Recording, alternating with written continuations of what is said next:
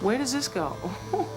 At the start of the movie Louisiana Times, hip-hop journalist Sydney Shaw pens her final article for the newspaper before heading to her new role as editor-in-chief at the hip-hop magazine XXL in her hometown of New York City. In this piece, she reflects on her deep passion for hip-hop and traces its roots back to when she was just 10 years old. It all began when she witnessed the young artists in her neighborhood battling it out,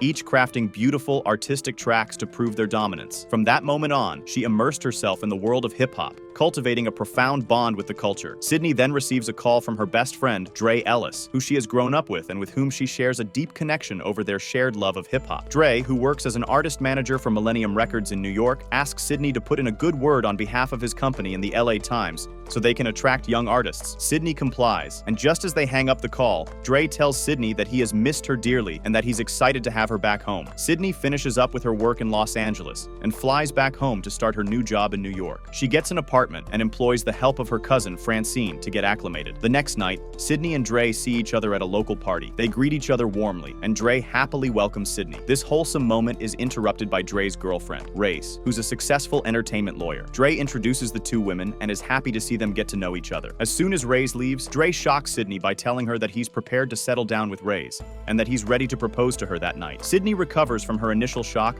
and asks Dre to be sure before making a lifetime commitment. Dre takes the advice on board but goes through with the proposal. Sydney watches from afar as Race accepts Dre's proposal and is filled with complex emotions. She can't understand. The next day, Sydney forces herself to be happy for her best friend and attends Reese's bridal shower. Reese and her guests start playing a bridal game, where the bride must answer detailed questions about her husband's personality and preferences. As the game begins, Sydney answers all the questions about Dre correctly and in detail, making things awkward for everyone. Reese is visibly uncomfortable with the situation as well. The next afternoon, Dre invites Sydney for lunch in the park and tells her about his relationship with Raze and how happy he is. Then, after much pleading, Dre convinces Sydney to join him at an open mic night, where he plans to surveil an up-and-coming young rapper named Cavi. Dre and Sydney go to the open mic and are impressed by Cavi. However, when Dre approaches Cavi on behalf of Millennium Records, hoping to sign him, Cavi turns him down, reasoning that he doesn't respect and appreciate the type of music the label produces. Dre is dismayed by Cavi's response. Then, just as he and Sydney proceed to leave, they are met by a couple of ridiculous-looking men calling themselves the Dalmatians. The men inform Dre that they have just been signed by Millennium Records. Dre is furious and can't believe what he's hearing. He spends a sleepless night and storms into his boss's office first thing in the morning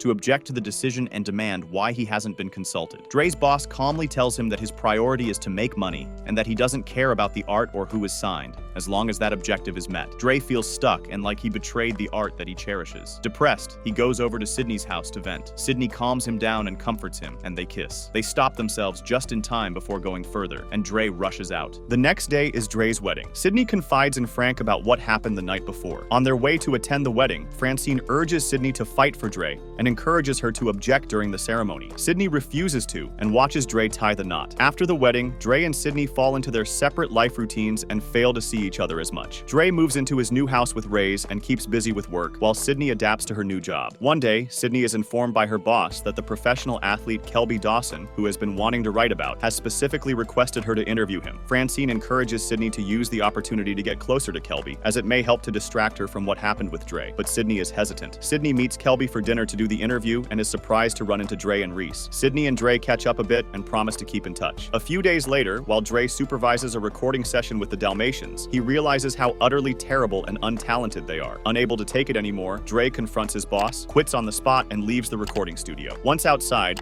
he hails a cab and is surprised to find one driven by Cavi. During the ride, Cavi explains that he drives a cab during the day to stay out of trouble, which makes Dre respect the artist more. Still feeling emotional from his confrontation, Dre heads straight to Sydney's house to tell her what happened. There, he is surprised to see her house overflowing with flowers sent by Kelby, attempting to ask her out. Dre controls his jealousy and tells Sydney what happened at his work. He then shares that he wants to start his own record company as a free agent. Sydney understands, supports, and reminds him of what he values most in the art. She then writes him a generous check so that he can set up his new business. Later that day, Dre goes home and tells Raze that he quit his job and his plan to start a new company. Reese is not happy that he decided without consulting her. Furthermore, she doesn't like the possible financial implications of his decision and freaks out. Dre apologizes for not consulting her and tries to explain why he made the decision. During their discussion, Reese finds out that Sydney was informed ahead of her and lashes out. Elsewhere, Kelby goes all out for his dinner with Sydney. He shuts down a restaurant and commandeers its kitchen to cook for her, which impresses Sydney. They spend a nice evening together, and Sydney is pleasantly surprised to see that Kelby isn't as egoistic as the media makes him out to be. That night, they get intimate and officially start a relationship. Meanwhile, Dre sets up a new recording label and names it Brown Sugar. He then vigorously searches for Cavi. Upon finding him, he explains his vision of building a hip-hop empire filled with talented artists and convinces Cavi to sign with him. Brown Sugar takes a toll on Dre and Reese's marriage, as Dre spends a lot of time in the office making sure everything is done right. On the other side, Sydney and Kelby grow closer together. One day, Sydney runs into Reese at the local gym. After working out, as Sydney prepares to leave,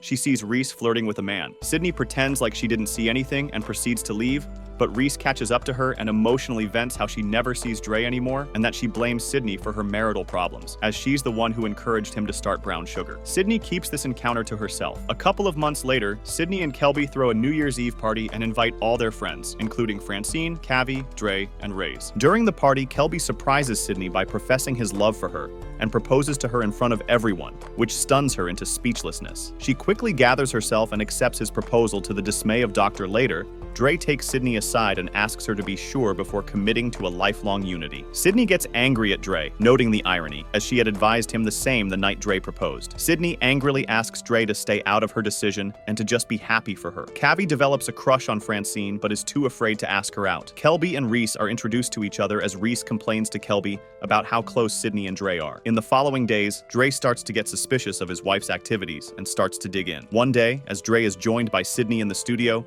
he gets a notification for a dinner meeting on the phone he shares with Raze. He follows his gut and decides to check it out. So, he takes Sydney to the mentioned restaurant and finds Reese inappropriately dining with another man. He freaks out and causes a scene that embarrasses Reese. Sydney calms Dre down and drags him out of the restaurant to her apartment. There, the two talk about the good old days and are taken by nostalgic memories, which lead them to kiss and spend the night together. The next morning, Sydney freaks out over what happened as she's engaged to Kelby. Dre is not bothered by this fact and urges Sydney to leave her fiancé and be with him. Sydney doesn't share his calm reasoning and asks him to give her space. Dre has no choice but to accept Sydney's terms. He leaves Sydney's place, contacts a divorce lawyer, and moves out of his house into a hotel. Dre focuses on work and spends a lot of time working with Cavi on his album. He then takes the finished CD to Hot 97, the most popular radio station. He submits the CD but is disheartened to see that nothing comes of it. Dre contacts Sydney to help him with the album through her reviews, but she refuses, citing a conflict of interest as she invested in Brown Sugar, and that if discovered, it could damage Brown Sugar's reputation in the future. One night, Dre goes to see Raze, and she begs him to forgive her and to give their marriage another shot, knowing his heart is somewhere else. Dre turns her down. The two have a couple of drinks for the sake of old times before going their separate ways. On the same night, Kelby and Sydney get into a blowout fight as Sydney realizes that Kelby has never read her articles, and he, in turn, accuses her of having feelings for Dr. Realizing that there's no point, Sydney gives her engagement ring back to Kelby and terminates the relationship. Immediately after, Sydney goes to see Dre, but sees him having drinks with Raze and misunderstands the situation. Thinking Dre and Raze are getting back together, she flees the scene and cuts all communication from Dre. During this time, she realizes how hopelessly in love she is with Dre. She channels this energy and decides to write a book about her love of hip-hop, titled I Used to Love Him. Meanwhile, Dre goes back to Hot 97 and persuades them to give Cav's album a chance. After checking it out, the director of the station promises to play it the next day. The next day, as Dre and Cavi wait to listen to Cav's song on Hot 97, they learn that Sydney is on air at the station being interviewed about her new book. At the end of the interview, the radio host opens the call lines so that the audience can ask Sydney questions. Cavi decides to drive Dre to the station, during which Dre summons his courage, calls the station, and asks Sydney how long she's been in love with him. Sydney openly professes that she has loved Dre since they were 10 years old. Dre gets to the station and tells her that he too has loved her since the moment he met her. Dre then officially asks Sydney to go out with him, and she accepts. The radio station host excitedly captures all this on air, as it would get her audience talking. Cavi runs into Francine at the station and nervously tries to make conversation. Francine understands his intention, asks him out on a date, and he happily accepts. Cav's new song is played over the radio, and the young crowds of the city stop to listen and appreciate the young artist's talent. As the movie concludes, we hope you had a great time watching. Check out the next recaps on the screen, and remember to subscribe for more fantastic recaps. We'll see you in the next one.